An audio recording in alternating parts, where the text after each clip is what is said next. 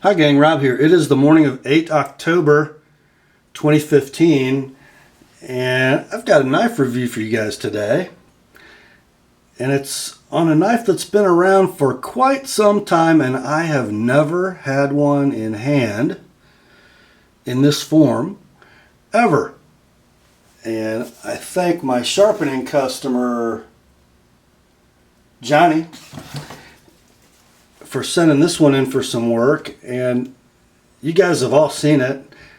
I've seen it in YouTube reviews and in pictures. Never have I had one in hand. Let's see what it is, shall we? It's in a beautiful black and red and silver and white and gold Spyderco box. We just love them, don't we? They look like a piece of jewelry should come in them. Okay, so let's, oh, yeah, pretty familiar, isn't it? It is the Spyderco Sage 2. And just a little background for you guys who don't know, the Sage is a series of Spyderco knives that share dimensions and general form, and they come in, at this point, 4 different varieties. Each of the 4 pays homage to a significant knife designer. The Sage 1 is a liner lock with the laminated carbon fiber and G10 handle scales, and it pays homage to Michael Walker, credited with inventing the liner lock, or at least in a modern folder. The Sage 2, this knife, with its sandblasted titanium scales and Reeve Integral Lock, popularly known as the titanium frame lock, pays homage to, you guessed it, Chris Reeve, the inventor of the frame lock. Then we have the Sage 3, which is the piston lock, I believe we're calling it, which is very similar to an axis lock or a Spyderco caged ball bearing lock. That design is credited to Blackie Collins.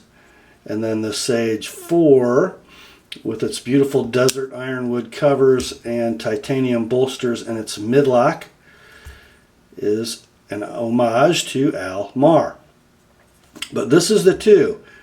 And I've had all 3 of the other versions in hand, and I've owned a couple Sage 1s, but never have I had up close and personal a Sage 2. So what is it other than its titanium handle scales and its Reeve Integral Lock? We also have a 3-inch leaf-shaped blade fashioned of crucible S30V steel. Beautifully ground, and the knife is made in Spyderco's Taichung, Taiwan factory. And as we have come to know over the years, the quality that comes out of the Taichung factory rivals or surpasses the quality that comes out of their Golden, Colorado facility. There are a couple quirky characteristics of the Taichung plant that some of us would prefer to be different. Most notably, the rather rough satin grind on the blades, and we'll get to how that impacts the performance of this knife. And they're less than Spidey sharp jimping. It looks like Spyderco jimping, but it's not quite as effective as the golden jimping or even the Seki City jimping. So that is that. But other than that, the knife is so beautifully made. So let's get into why I think this knife is pretty special. There it is, and there is its model, so to speak. That is a standard large Sabenza 21.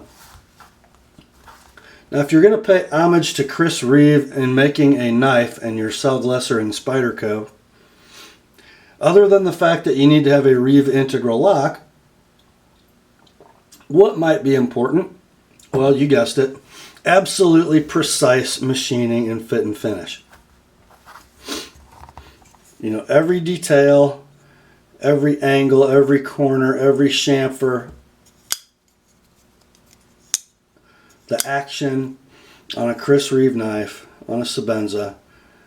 Well, let's just say the knife gets its reputation because it deserves it. It's just a work of mechanical art. And just for a size comparison, large Sebenza, Sage 2, small Sebenza. So in overall size, and more specifically blade length, the Sage 2 probably closer to the small Sebenza, although it's much broader in pocket, as you can see. But back to the point. It seems to me that, having had one of these in hand and having handled lots of other Sages, it seems to me that Spyderco really paid attention to the minute details of the Sage 2. They really did. Let's look at the blade grinds first. The satin finish, although a little rough, is absolutely uniform and beautiful. The thickness behind the edge, so consistent and so skinny. Love it. That is a 15-degree mirror polished secondary bevel, and look at its consistency tip to hilt. Here's another thing I want to really get close on. I hope you guys can see this. Look at the base of that edge.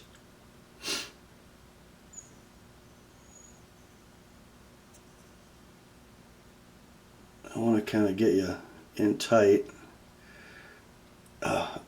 Every time I get so close to the camera, I get a shadow. There you can see it. I did not modify the base of this edge. That edge grind came clear to that square cut plunge grind from the factory. I did, obviously redress that secondary bevel and put an edge on it, but it's almost undercut. It almost has a little mini sharpening notch at the base of the edge instead of that eighth of an inch or so of unfinished edge that normally comes on a square cut plunge grind Spyderco. They just did this knife so well. There, you might be able to see it better from this direction. Just beautiful.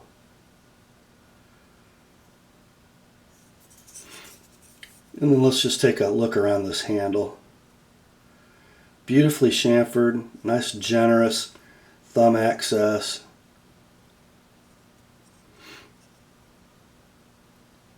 Beautiful hourglass standoff, shouldered. And here's another thing about the Sage 2, and this is true of the Sage 1 also. It's almost like they were thinking ahead.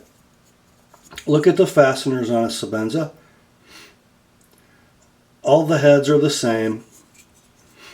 A little different standoff philosophy in the Sebenza.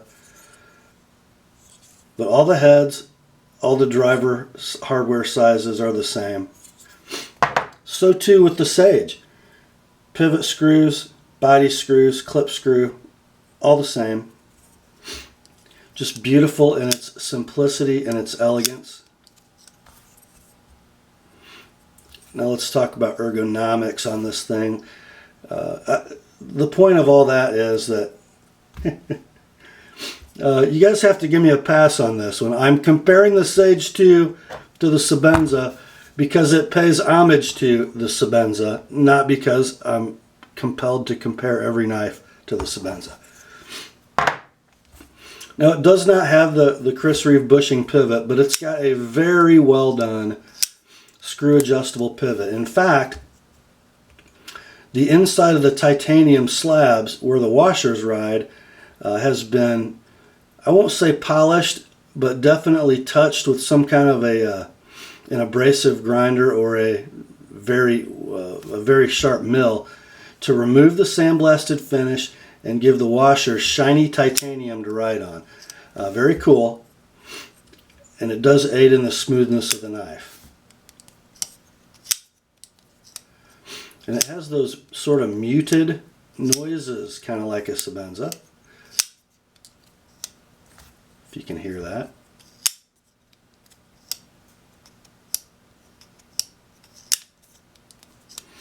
Very nice. And the pivot and blade centering and the way that they've machined all that are so good. There's no blade play in any direction. You saw that it's a free dropping blade. It is absolutely perfectly centered. There is one sort of knock on the Sages. This would cover both the 1 and 2. And this gets back to this rough, sort of catches your fingernail satin. Part of the smoothness of a liner lock or a frame lock knife has to do with how the detent ball in the lock bar rides on the blade tang.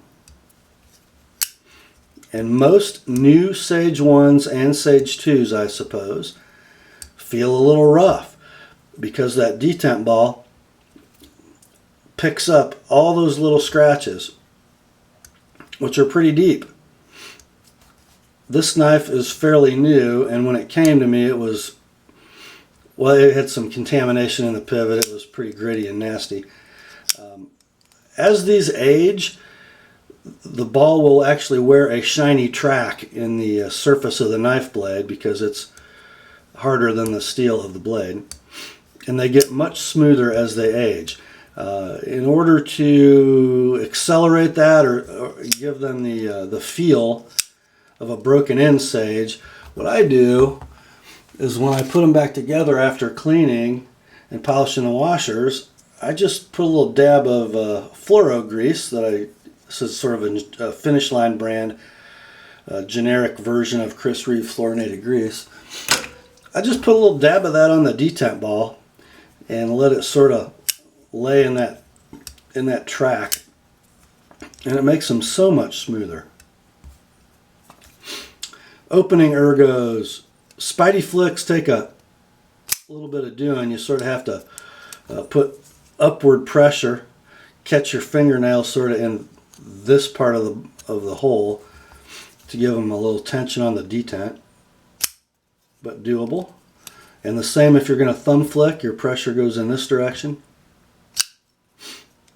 But really the best opening method for this knife is sort of Sal's original vision of the deployment of the Spyderco, which is fat of the thumb in the hole and sweep.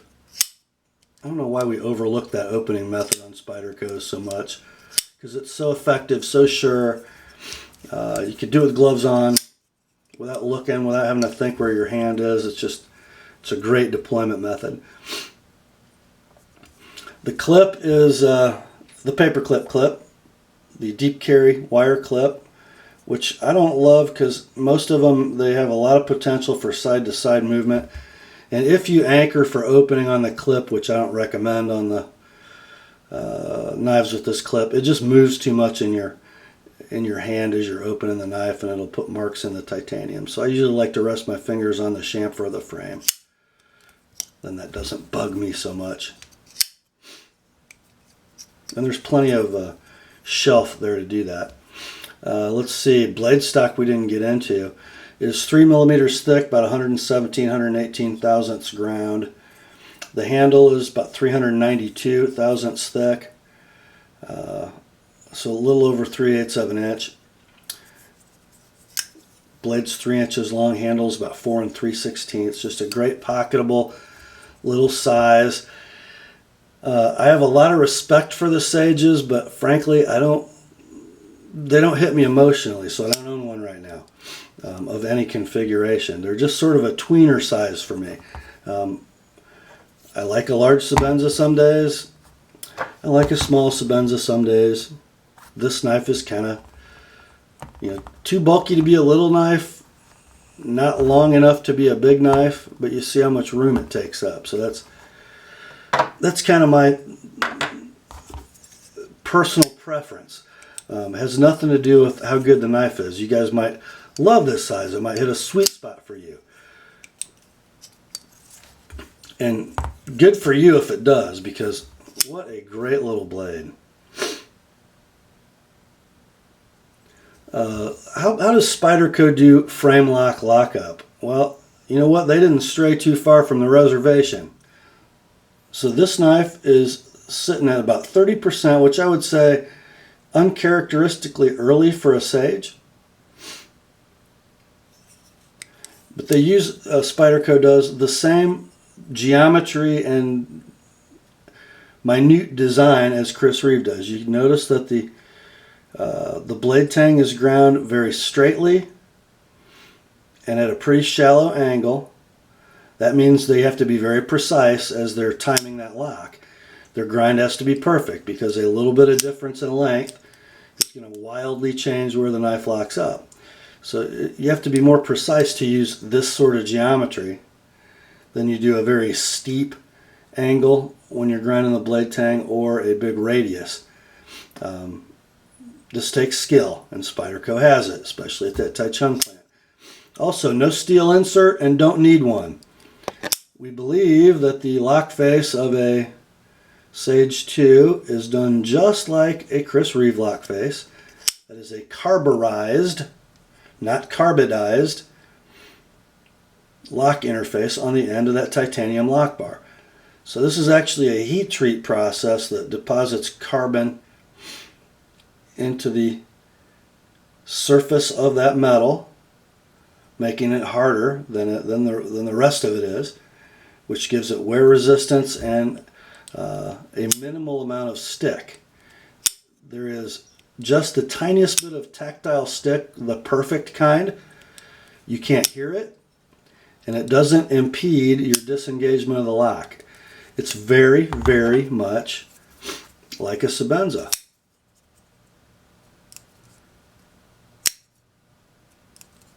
You can't hear it, but it's just enough stick to let you know it's there, let you know that that lock is secure. Spyderco just did a great job. You know, this knife is like the quintessential effort that they could make at a Spyderco version of a Sebenza, and for, you know, well under 200 bucks. This thing is just smooth as butter, guys. Polished washers, a little Daiwa reel oil in the washer assembly, and a little bit of fluoro grease on that detent ball, and we got a really, really sweet operating Spyderco.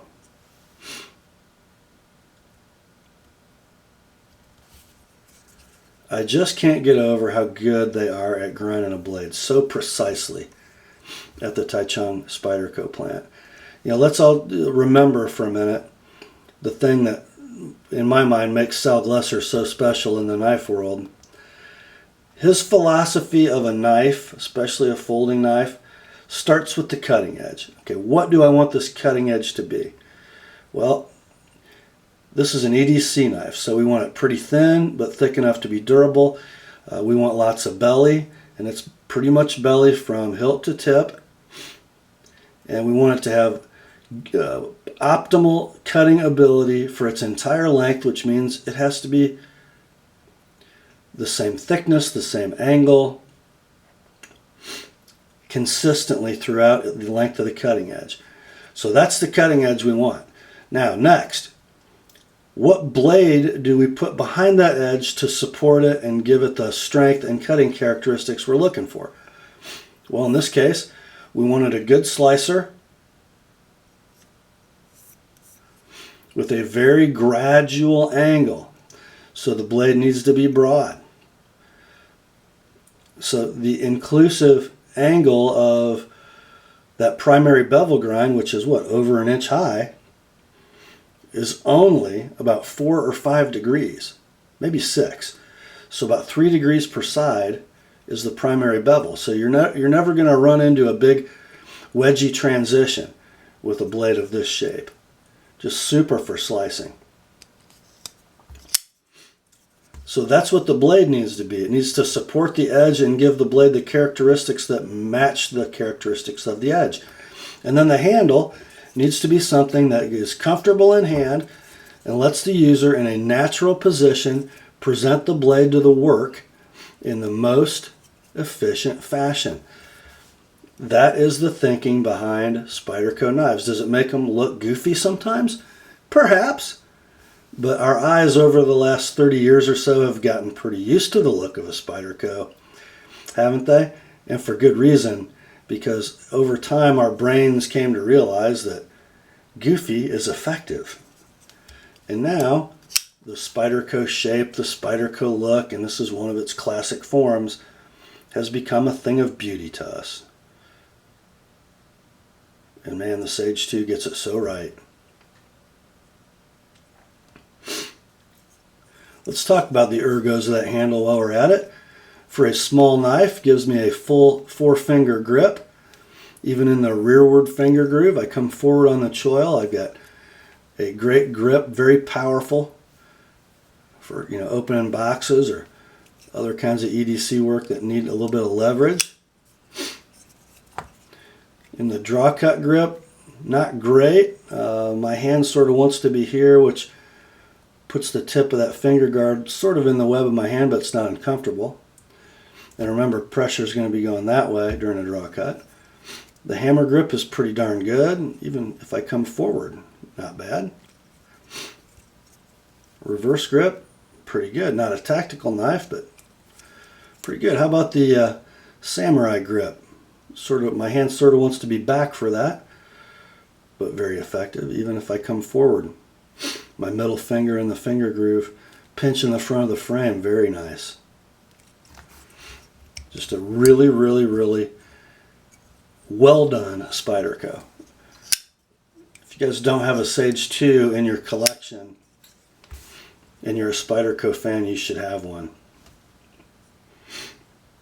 Really, really nice knife. That's all for this one, my friends. Grace to you and peace from God our Father and the Lord Jesus Christ. And remember, the Word and Johnny's Sage 2 are sharp.